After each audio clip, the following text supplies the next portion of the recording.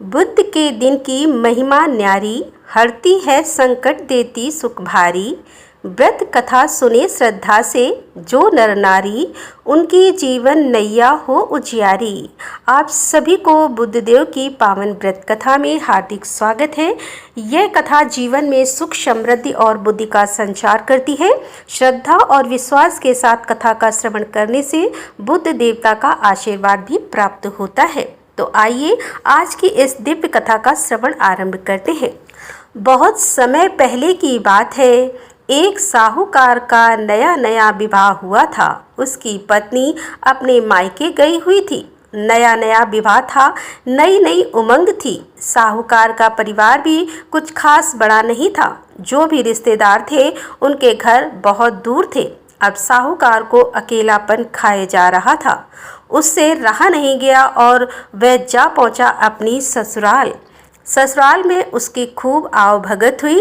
अगले ही दिन साहूकार ने कह दिया कि विदाई की तैयारी कर लीजिए, हमें निकलना है। अब संयोग बस वह दिन था बुधवार का। सास ससुर ने अपने दामाद को समझाने का प्रयास किया कि बेटा, आज बुधवार का दिन है। इस दिन बेटी की विदाई नहीं करने का रिवाज है। बेटी की विदाई तो क्या, किसी भी शुभ कार्य के लिए यात्रा पर जाना बुधवार के दिन शुभ नहीं माना जाता। लेकिन साहूकार नहीं माना और कहा, मैं इन सब बातों को नहीं मानता, आप हमें जाने का आशीर्वाद दीजिए।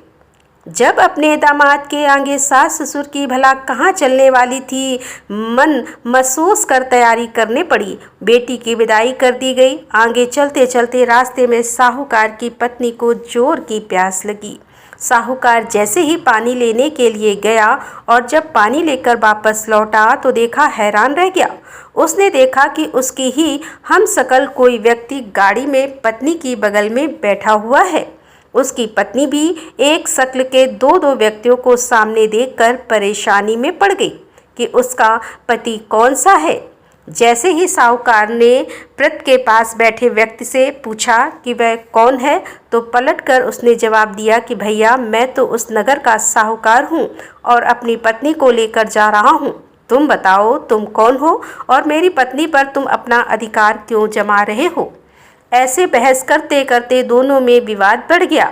विवाद को देखते हुए राज्य के सिपाही वहां पहुंचे और साहूकार को पकड़ लिया। अब सिपाही भी चक्कर में पड़ गए कि दोनों की शकल सूरत तो एक समान है। उन्होंने साहूकार की पत्नी से ही पूछा कि बताओ, इसमें से तुम्हारा पति कौन सा है। अब बेचारी भला वह क्या जवाब देती।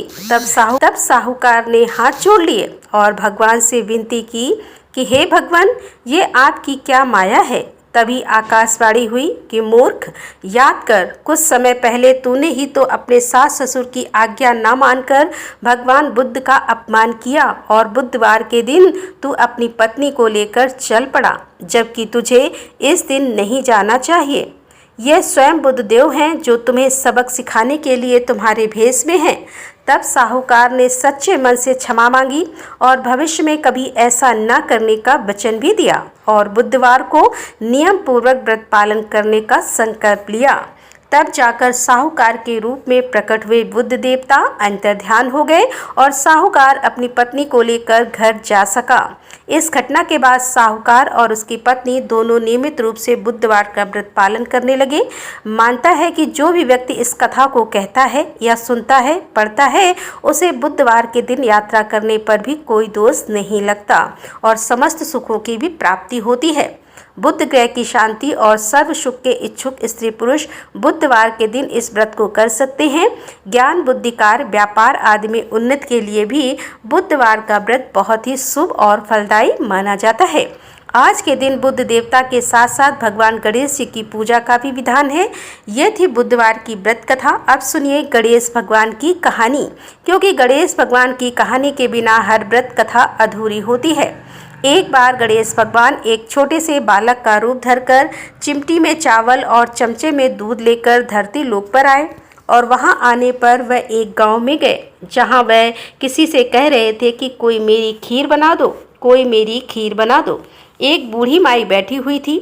उन्होंने कहा, ला मैं बना दूं। अब वह छोटा सा बर्तन चूल्हे पर चढ़ाने लगी। तब गणेश जी ने कहा, दादी माँ छोटी सी भगोनी मत चढ़ाओ, आपके घर में तो सबसे बड़ा वाला बर्तन होना, वही चढ़ा दो। बूढ़ी माई ने बालक का मन रखने के लिए वही किया। वह घर के भीतर गई और घर का सबसे बड़ा भगोना लाकर चूल्हे पर चढ़ा दिया। वह देखती रह गई कि उसमें जो थोड़े से चावल उस बड़े बर्तन में उन्होंने डाले थे वह तो पूरा का पूरा भर गया। अब गणेश जी ने कहा, दादी माँ मैं नहा कर आता हूँ, तब तक खीर तैयार हो जाएगी। खीर तैयार हो गई तो बूढ़ी माई के पोते पोती खीर खाने के लिए रोने लगे। बूढ़ी माई जब भी कुछ बनाती तो बिना गणेश भगवान को भोग लगाए कुछ नहीं खाती, ना ही किसी को खाने देती थी। तब उन्होंने मन ही मन कहा, गणेश जी तेरे भोग लगे।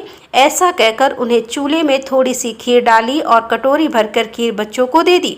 बूढ़ी माई की पड़ोसन ऊपर से देख रही थी। बूढ़ी माई ने सोचा, यह तो उस बालक से चुगली कर देगी, तो एक कटोरा भरकर उन्होंने उस पड़ोसन को भी पकड़ा दिया। बूढ़ी माई की बहू ने चुपके से एक कटोरा खीर खाया और कटोरा चक्की के नीचे छुपा दिया। अभी भी गणेश जी नहीं आए थे। बूढ़ी माई को भी भूख लग रही थी, तो उन्होंने भी एक कटोरा खीर का भरकर किवाड़ के पीछे बैठकर एक बार फिर कहा, गणेश जी आपको भूख लगे। ऐसा कहकर भोजन करना शुरू कर दिया और खीर भी खा ली। तब तक गणेश जी आ गए तो बूढ़ी माई ने कहा, अरे गणेश जी खीर खा ले, मैं तो तेरे ही राह देख रही थी। गणेश जी ने कहा, दादी माँ मैंने तो पहले ही खीर खा ली है।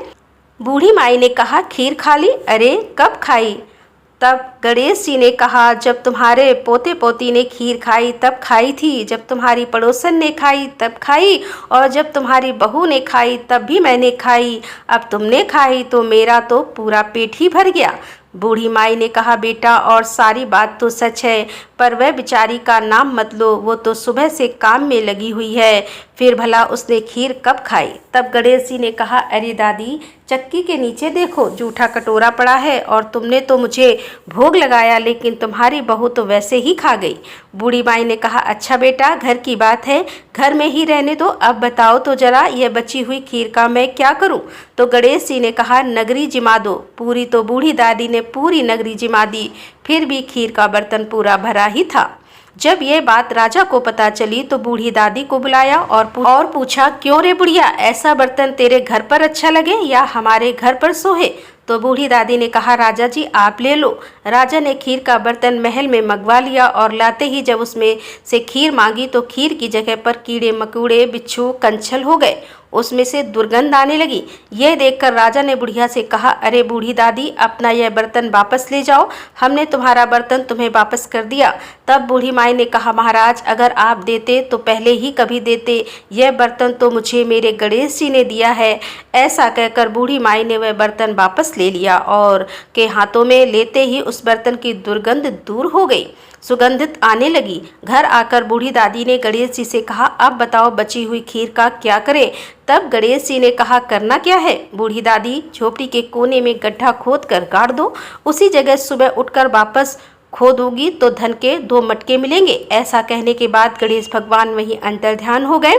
जाते समय झोपड़ी के लात मारते हुए गए तो झोपड़ी की जगह पर महल हो गया। सुबह बहू ने फावड़ा लेकर पूरे घर को खोद दिया, जो कुछ भी नहीं मिला। तब बहू ने कहा, सासू जी थारो गणेश तो झूठो है। सासू ने कहा, बहू मारो गणेश झूठो नहीं है, ला मैं देखूं। ऐसा कहकर वह सुई लेकर खोजने लगी। जब वह सुई से खोद रही थी तो टन टन करते तो धन के मटके निकल आए।